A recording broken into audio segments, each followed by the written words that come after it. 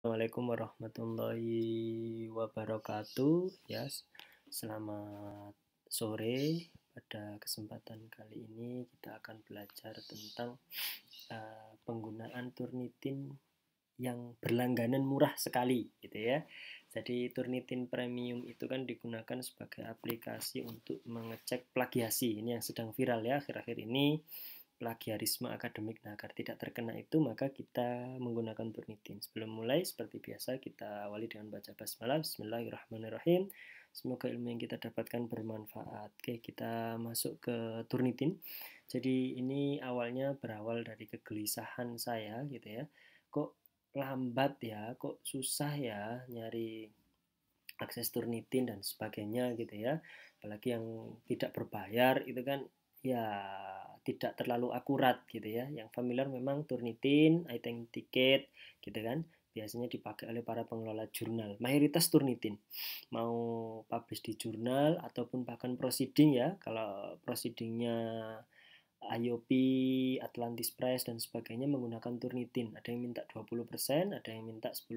Itu maksimal. Di bawah itu tentu lebih bagus. Nah, karena kadang load untuk cek Turnitin di kampus agak lama karena gantian dengan ratusan bahkan ribuan orang kalau digabung dengan mahasiswa, maka akhirnya saya tanya ke istri dan ternyata istri cari itu ada langganan Turnitin setahun itu murah. Kalau nggak salah 50.000 atau ada yang 100.000, ini setahun ya, bisa digunakan untuk melakukan cek Turnitin mandiri. Jadi kita dikasih akun, username dan juga password. Nah, ini yang saya gunakan adalah akun Turnitin punya istri saya, ya, username-nya istri saya. Maka kita akan coba masuk ya.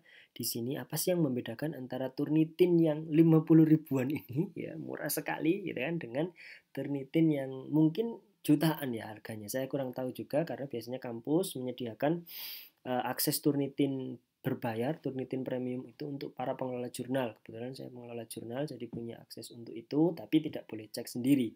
Ada tim yang khusus mendapatkan username dan password itu. Nah, secara tampilan memang tidak ada bedanya gitu ya. Nah, ini kita lihat di bagian dalamnya juga hampir sama, cuman kayaknya ini kenapa kok bisa murah, yang bersangkutan ini pemilik akun utamanya bisa membagi akun Turnitin ini ke dalam bagian kecil-kecil. Jadi ya, kita lihat ini mulai digunakan start 4 Oktober 2016, mulai 2016 dan akan berakhir pada tanggal 3 Oktober 2023. Jadi ini berlangganan 2016, 2017, 2018, 2019, 2020, 2021, 2022, 2023. Hampir kurang lebih 7 tahunan. Jadi ini berlangganan dan dibagi kecil-kecil. Nah, lalu apa sih yang membedakan? Dan ya saya nggak tahu ya, beliau ini berlangganan harganya berapa, kemudian dibagi ke orang-orang, dijual, akun ini dijual, artinya dibagi kecil-kecil dengan username dan password masing-masing yang sangat private gitu kan. Nah, ini ternyata yang membedakan kalau dilihat dari hasil ya, ini kebetulan saya gunakan untuk ngecek artikel mahasiswa. Jadi karena ini berlangganan, ya lumayan 50.000 dipakai lah gitu ya, setahun gitu kan. Sudah keluar uang kan, nah, saya pakai untuk mengecek tugasnya mahasiswa. Jadi dulu mungkin di awal-awal kuliah saya tidak terlalu berani gitu ya menggunakan ini. Nah, ini akhirnya saya gunakan untuk ngecek tugas mahasiswa. Tugas-tugas yang seperti ini biasanya nilainya jelek gitu kan. Nah, ini kita lihat, nah, angka plagiasinya 44% gitu ya. Similaritas indeksnya 44%. Kita lihat source-nya dari mana aja nilai itu ya. Karena ada yang di bawah 20% dan saya sudah bilang kalau bisa ya di bawah 20%. Gitu ya. Ini dan sangat banyak ternyata ya. Nah, ini kalau dilihat dari tampilan di sisi kanan ini hampir tidak ada beda ya, termasuk kalau saat mau mengunduh. Nah, ini download current view original file tidak ada perbedaan gitu kan.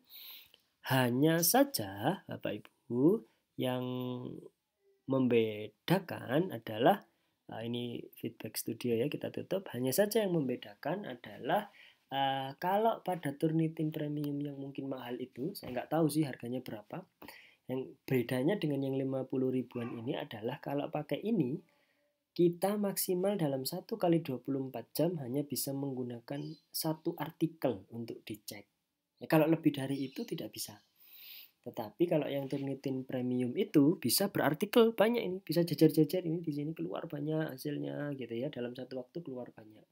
Dan mungkin kecepatannya ya dalam mendeteksi. Nah, kalau ini 1 kali 24 jam. Jadi menurut saya hanya itu kelemahannya kalau terkait include, exclude, dan itu sama.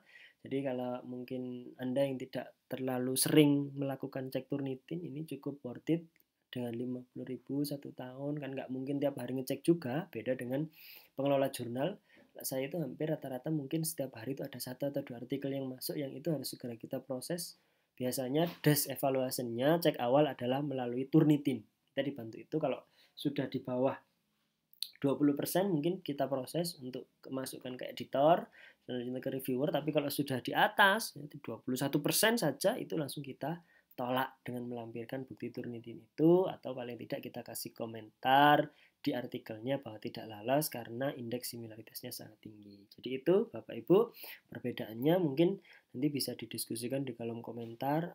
Ini belinya di mana, akunnya seperti apa, aman nggak, datanya bocor nggak, nanti bisa didiskusikan untuk memberikan rekomendasi terbaik. Sekian, kita akhiri dengan hamdalah, alhamdulillahirabbil alamin. Assalamualaikum warahmatullahi wabarakatuh.